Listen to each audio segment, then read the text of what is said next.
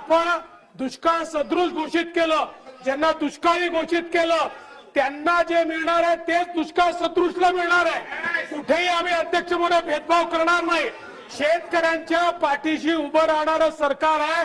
माननीय मुख्यमंत्र्यांनी मागच्या वर्षी देखील अध्यक्ष महोदय 10,000 कोटी रुपये शेतकऱ्यांना मदतीपोटी दिले।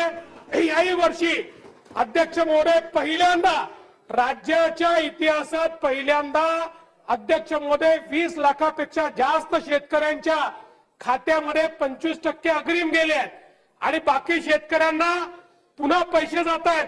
आणि सगळे अध्यक्ष महोदय या ठिकाणी जे काही शेतकऱ्यांचं नुकसान झालेलं आहे, मग ते दुष्काळाचं असो, ते अतिवृष्टीचं असो, ते गारपिटीचं असो, ते अध्यक्ष महोदय पुन्हा अवकाळी पावसाचं असो, सगळ्या प्रकारची नुकसान भरपाई या ठिकाणी मुख्यमंत्री महोदयांनी कालही स्पष्ट केलेलं आहे, आम्ही देणारच आहोत।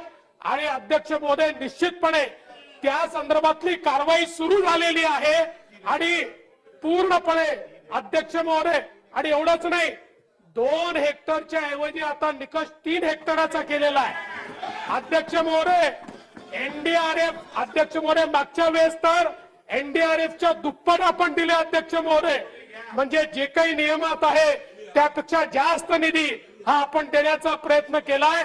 आजही अध्यक्ष महोदय कुठल्याही परिस्थितीत महायुतीचं सरकार शेतकऱ्याच्या पाठीशी उभं राहील आणि या अडचणीच्या परिस्थितीमध्ये शेतकऱ्याला पूर्ण मदत हे सरकार करेल, हे माननीय विरोधी पक्षनेत्यांना मी सांगू इच्छितो।